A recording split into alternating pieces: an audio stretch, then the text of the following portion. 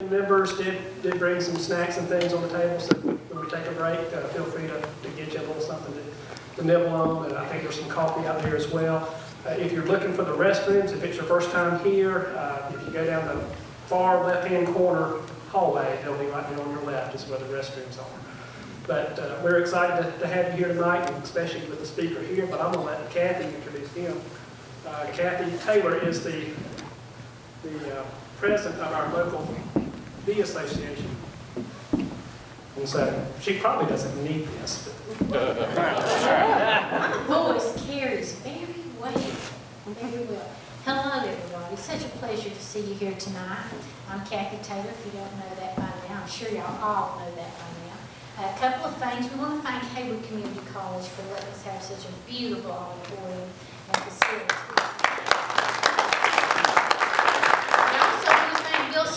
Because without him and the Haywood County Extension Office, we wouldn't have this opportunity to bring our speakers to this auditorium. This will only be one of 3 events we're going to have this year, hopefully more. So I hope you'll come back. We want to build and do more. You know, the more you grow and the more you learn, the more that you grow as a beekeeper. A couple other things. I want to thank everyone for bringing refreshments tonight. Thank you so much for... And it has to stay out in the lobby, your coffee and refreshments, because of the auditorium. They don't want it brought. And so, and another thing, I want to thank Spencer Huggins, because he has been so wonderful to do all that he does and never ask for any pat on the back. So if you have a chance, thank Spencer Huggins and thank Larry Moore. Larry right there got up with Don. We talked with Don, and we have our officers here. Bruce is here, our vice president. If he'll stand up, and then if all of our board members will stand up, whoever you are, so that everybody can see you, please stand up. Jay, Cindy, Jackie, please stand up. She's our takes care of our website, Jackie Moore. She's the backbone of this, and Spencer's there in the back. River Blanton, and Bruce is our vice president. Of course, moi, Kathy Taylor, is your humble president. I'm just a beekeeper. That's all I am. I'm nothing more than just a local beekeeper. So I want to thank all of y'all for that. And I want to thank Don for coming all the way in this nasty weather, this nasty weather, to be with us. We're going to let Don talk for about an hour, then we'll take a break. We have refreshments out there, and then we'll come back, and Don can do it however he wants to.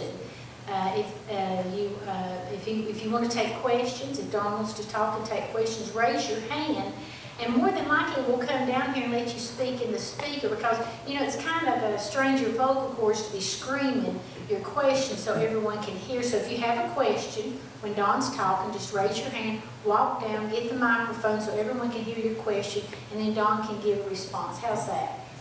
Okay, and I'm going to let Don introduce himself and tell you all about him, okay? How y'all are? Good. Glad you made it here. I want to thank the Bee Club for inviting me. I'm just basically an old country boy. I'm here to teach you my ways. Common sense beekeeping, and I teach commercial beekeeping for the person off the street. And I go on the internet as Fat Bee Man, and I've got 130 learning videos up. If you have a question at any point, feel free to stop and ask me. I basically try to be self-sufficient. We do everything. This is my house. We run between 200 and 500 hives here.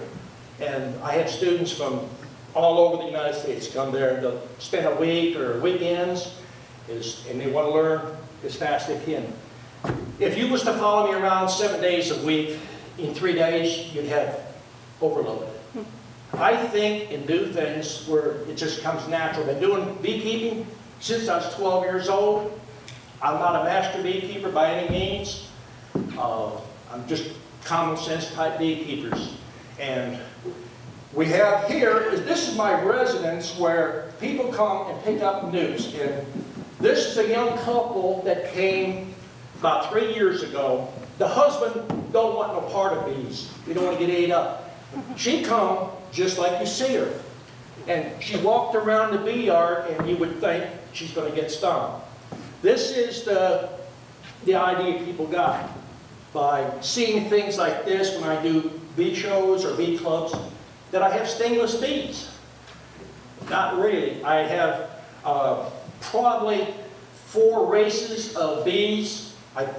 Basically, I mix the races. I don't run nothing pure. And I find that that works a lot better that way. This here is part of my shipping yard. And my shipping yard is all 5-frame nukes. We shake packages, 2-pound packages, and 3-pound packages in my backyard. Thank you. And I make a living at it. Like I say, I'm not an expert. I learn every day. But I've been making a living, getting by this for at least 45 years. I'm totally self-sufficient. I buy very little. I barter for some things. All these hives was made, these trees you see standing here, I've cleared areas out in the back. I have my own sawmill. We saw everything down. And go the wrong way here, yes. What now? You can see I'm not a computer person. Please look at this thing here. Yeah. Yes, so. Okay, we're going that way. That's the Beeyard. Now here is some of the feeders that we do. We do combination hive top feeders, jars, buckets, a lot of things that you see. You notice there's bricks in all these hives? When you run this many hives, you can't mark individual hives. This has a queen. This needs a queen. That one's ready for shipping. The hives that you see that has the brick vertical standing up, those are indications that that hive, that's a nuke that's ready for a pickup. The labels on the boxes, as we try to put people's names on them, if you get 10 nukes from me, I usually have 12. When you come to my yard, I'm going to open that box up and you're going to look at it. And you're not going to hurt my feelings. If you don't like the color of that queen, if you don't like the laying pattern, just tell me. You're not going to hurt my feelings. I will get you another one. The half a brick on that hive there telling me we've got a queen in there. The 3 bricks, that means I've got queen cells. They're ready to hatch. The ones that have 2 bricks, that means they got cells. The one that has 3 means get off your butt, get over there, and when you sell this nuke, come to that hive, cut that cell out, put it into the hive or that nuke you just sold. Add a frame of brood with some nurse bees, you got a nuke that's up and going. As soon as that queen flies out and mates, she brings back more bees. Once you see that queen is laying, she's mated. Add your 2 frames of bees that are hatching. That nuke there is basically ready to sell in 7 to 10 days again. Got any questions? Stick your hand up. I run the New World Carniolan. This is a breeder box that we set up, and I use the New World Carniolan. I do every other year on those. The Russians I do every 3rd year. The Caucasians, I use those every 4th year because each bee has a certain characteristic. There's a hive of Italians. Italians are good for vigor. They basically eat themselves out of house and home. If you had Russian and you had Italian, the Russian is going to be more hygienic, have less mites, less hive beetles. The Italian is going to have the worst. So you have to take the best of both worlds. There's one of my Russian hives. Here's a hive. You see, I don't wear a bee suit. I don't own one. Don't have a veil, gloves. I do cutouts and I teach cutouts. And when we go to a residence or something, we charge for our service. Here's where one of the students has asked questions. Now, if you're not familiar with privet, that is privet blooming behind me. You see my smoker is not roaring. The only reason I keep a smoker in the yard and I keep it lit is because I don't know what the people that's coming there are going to do. The people sometimes get freaked out. Most people have never been in a bee yard where you've got 2 or 3 million bees in the air at a time. So 5 hives is one thing. My front yard, we keep about 300 to 400 nukes up there. And then the side yard, we keep a good bit there. Here's where I was picking some of the privet. This is good mite control. It's free. It's pretty effective. It's not publicized. This is walnut shavings. When you put a little of this on top of pine straw and you burn it, it gives off an oil. It will kill mites. I would recommend using it more than twice a month, 3 times max. This is the container it comes in. Now this picture was taken in my bee lab where I had a little building. It's in the back of my house there. It's set up just to teach beekeeping, grafting. The frames you see with the cells right there, those students build those. They build everything. I teach you not to buy anything. Yes?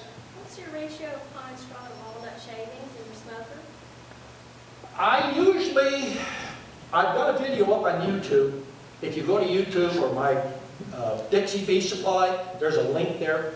I have somebody that does my webpage, but what I do and how I teach you to light a smoker is get a little cardboard, get it burning, roll it up, stick it in there. When you start to get a little hot flame, put some pine straw on it. Puff it a few times, it's going to start smoking good. And at that point, you think you got enough? Get you 3 more handsful and put it in it and pack it down. I mean, pack it down. My smoker gets lit at daybreak or 7 o'clock. It runs till dark. I add a little here and there. You don't need a lot of smoke to work your bees. The more smoke, they yell, fire, fire, and they run. If you stir them bees up, you have more things. Here's a lady come down out of Atlanta. You've probably seen her on the internet. Linda the beekeeper, master beekeeper. She comes down. She buys packages and queens and that. This is a lady who does not work bees like I do. She basically said, you're nuts. She's always wore a bee suit. Always will. She wears gloves, and she always will. And she come that day. This was taken after what I'm going to show you I've done to her. And what I've done is she wanted a queen. Here's part of my set on the side. I pulled the frame up, showed her the queen was laying in it. Now these nukes are not what you basically see in your bees. All I'm looking for is 1 or 2 frames. I'm putting a cell in there. When I see a laying pattern, I see eggs, I have a laying queen. I'm going to sell it as a nuke. I'll add more brood. If I'm just going to sell the queen, I pull this queen, I'll add a cell right then. That's why we have our bricks. The brick system, the sticks, and we have little plugs that we had cut out for jars to fit on thing. And that's our system. Yes?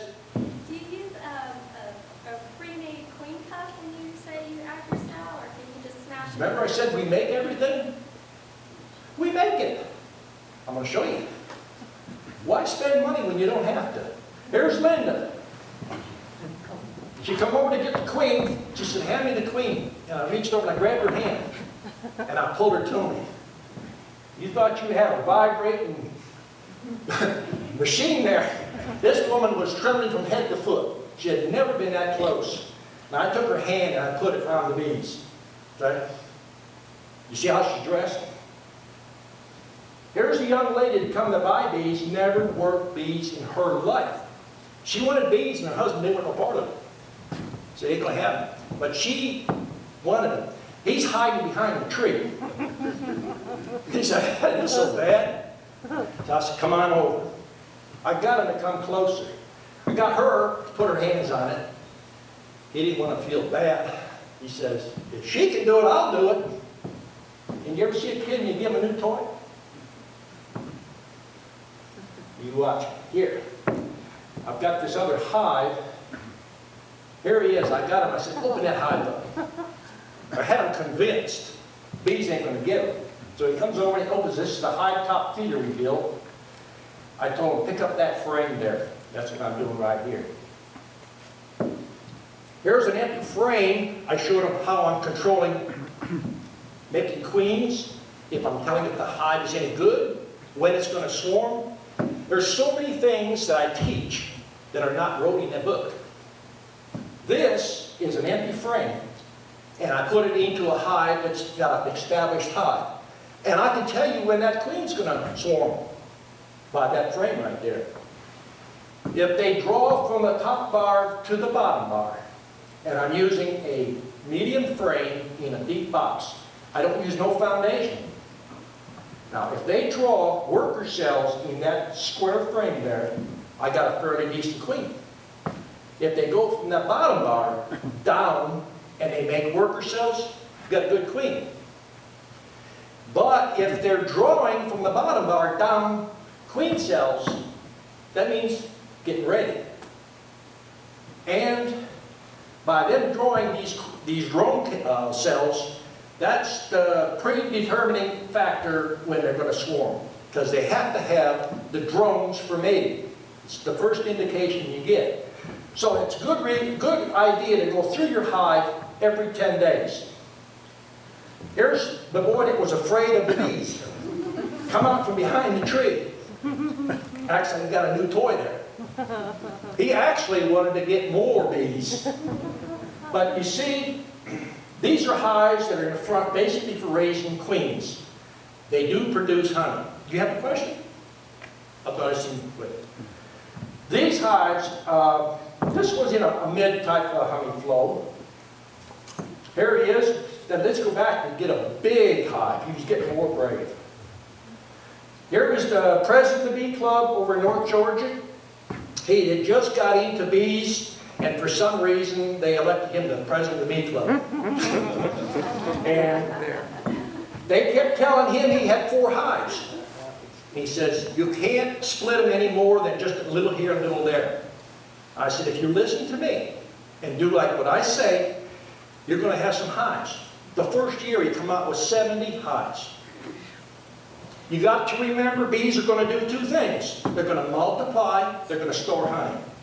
If you keep them in a single story, once they get crowded, they're going to make swarm cells. And if you're going in your hive every 10 days, 1 hive could produce 50 queen cells. You'll never build boxes fast enough if you want to expand. Here he is amazed. That's why he's kind of scratching his head there. How do you make honey? Because we went through the routine here. This is in the front part of the yard. I keep some of the 8-frame hives in the front to stock the 5-frame boxes. And he scratched his head. He can't figure out how you can pull 1, 2, or 3 frames of brood out of each hive and still make honey. It's unheard of. He said everybody told him, your hive has to be strong or you don't make honey. The difference between a strong hive, a hive that makes honey, and a sick hive is the one you're throwing chemical in. If your bees won't make it, then there's something underlying wrong with it. Here we got a hive. You can see the girl is probably at her 5 foot something. I'm 6'2". The boxes are 3 boxes high. You see there's bees in that box? And the picture that's on my webpage, that came about with students. I work my bees like this all the time, and I had 2 professors from one of the colleges come over that teach beekeeping. And they said, you can work your hives because you don't want bees in their hives. They're just nukes. My students, they started to grin. They said, it's going back. They went back to a row of hives I had. And if you notice the way I set my hives, they're 6 inches apart. These professors said, you can't do that. They got to be spaced out. You've got too many hives here. They're in the wrong location. They're facing the wrong way. There ain't nothing right you're doing. I said, probably right. But we went down there, and here's one of the hives here. The students pulled, they had a single story with 3 supers of honey on it, full of bees. They pulled the 3 supers off. I walked over and I stuck my chin on the hive, and the bees come boiling out. You know what boiling out is? Well, those 2 professors' eyes got as big as saucers. They went up to get their bee outfits. I said, where are you going? You said there's no bees in this hive.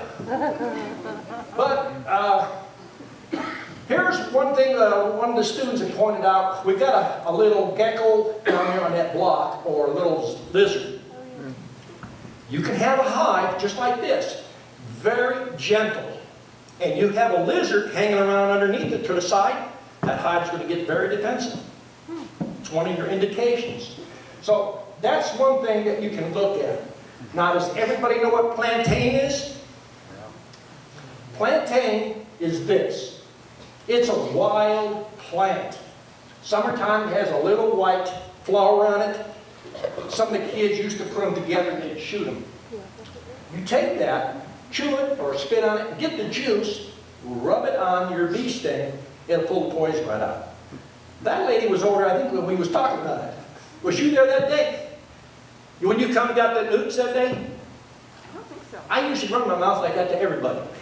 Say, look at this is good for this, and this is good for that. But this is plantain. It actually is good for the bee stings. It takes that poison, the sting out. Does that grow in North Carolina as well? That grows everywhere. It's like henbit. Now here's a frame that one of the students pulled up, and he brought it over, asked me what was wrong with the hive. Do you see anything wrong with that frame? No. That frame is early indications of mites. See where it's got a little bit of a shotgun effect? Most beekeepers look at this, first thing they say, my queen is failing. If the queen lays one egg, she's not failing. There's a reason. If the bees are hygienic, if they get a mite in here, they're pulling it out. This was a hive that was in the lower end. The students hadn't been around treating, hadn't done nothing to it. This yard that I run has so many hives in it. The average beekeeper comes there, they do 20 or 30 hives, and that's about they're tired out. So if they don't work them, I try not to work them. This is a learning yard. And I tell my students, if you come here, you kill my hives, you've learned something. I expect you're going to kill my hives. I expect the way you use your hive tool. I won't teach you how to use a hive tool. If you've got a hive tool that's too sharp, I can show you the scars on my hands where I've laid them open. Here is where I'm showing one of the students how you pick up a queen. Now, I don't know how many of you pick up queens. I try to teach my students to come from the back, to get them by both wings and pick them up. Now, I'm going to go to the next stage to show you how to mark them. What you want to do is don't just hold them by the wings and try to coat their head, because you're going to cover the eyes and everything else. Put your finger up there, hold your queen by the wings, just put your finger there. That queen is going to take her legs and she's going to grasp your finger. And when she does that, gently close your fingers. Now, you won't break a leg. If you just reach up there like that, queen's going to sting you, and you only get 3 legs or 2 legs, she starts doing this, she spins around in a circle, and you busted legs. That's going to be a lost customer. I try to teach ethics while you're doing this stuff too. Look at the queen. If you damage that queen, don't put it in a box.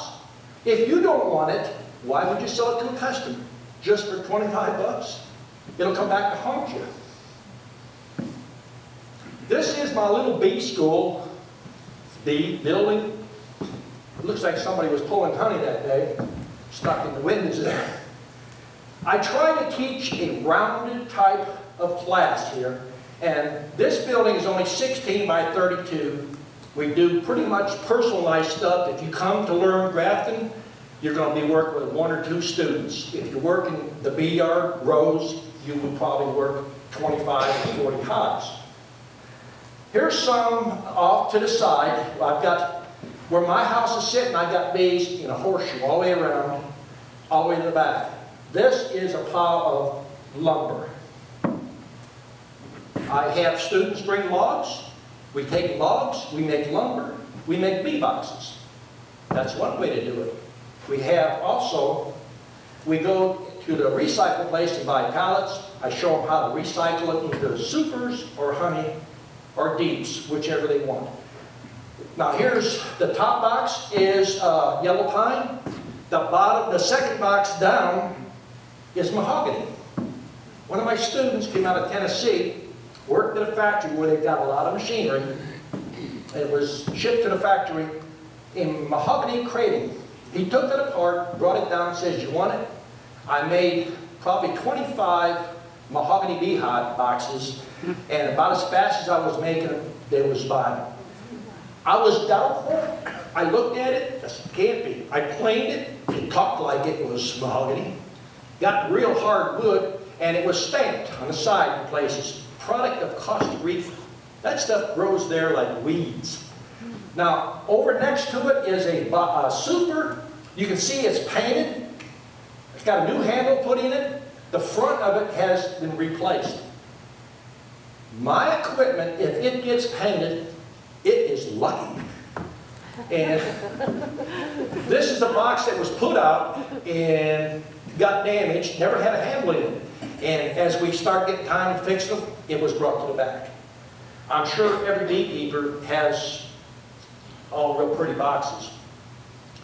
Talking about paint, you notice I have a lot of different colors. The bees look at the color like you find me. You find me by my address. The color is their address. They see the color and they're going to go to it. And once they get close to the hive, they're going to go by smell. I learned this by mistake. 40 years ago, I run bees in the orange grove. And I thought that was the thing. Everybody makes white beehives. But have you ever sat out in front of your beehives when it's windy? You see a cloud of bees come in, they're drifting back and forth, and all of a sudden they make charges. And the wind changes, they get in the wrong hive. You're losing 2 bees at a time. Don't sound like much? Keep that up for a few days and your population start to drop. By changing the color, you don't lose as much. You can run them closer together. We've got some questions? Now here's where we do recycling. This is a super, and we was selling. You can see it's been painted. We built it up. These are old pallets that came from a recycling place. One pallet was 50 cents, makes 2 supers, and the students were selling them for $10 a piece. So you don't need to buy new equipment. This is a daddy blade that's put the handles in. If you don't have a daddy blade and you're putting blocks of wood on there, behind the block of wood it's going to rot out of that. Once you divide the cells of the wood, you create a space for moisture to hold in there and it rots it out. No handles is better than a cleat, I think. This is you can see that this is a collection of the junk that's been picked off the yard. Hopefully it gets painted. We have to do what pays the bills. Painting don't pay the bills. There's a package up there. We'll put in 40 or 50 packages to get stuff set up. Teach students. This is one of the wax mills that I sell. Down there in my basement, this is the young lady that come buy some newts. She wanted to see the operation. She'd run some of the wax. And actually, I had a couple ladies come up and bought one of the mills. And she hand-rolled candles with it. And she didn't have no idea that you could make it yourself. It's just like a tree. If you get a tree, the only thing it's any good for is firewood. Chop it up for firewood unless you got a sawmill or pay someone. But that's what I teach, self-sufficient. Here we are. I guess I was out there showing them. That's a piece of mahogany. You see the nail holes that's in it under my hand. That's how we disassembled the boxes that came out of the factory. This is one of 3 solar wax melters that we melt wax in. And if you've got black wax, you put it in there, the sun will bleach it naturally. Has anybody ever had any of those solar wax melters? Everything's basically you can make yourself. Now you was asking about straining wax. This is a household strainer. This is a 5-gallon bucket. I use a 20-quart kitchen soup kettle. And I fill it 3 inches from the top, and I put 3 to 4 frames in it. I bring it up to just about a boil. I'll put my funnel, my strainer, in the cooker, into the pot. I want to bring the temperature of the metal up. If you don't do that, and you're using the strainer by itself,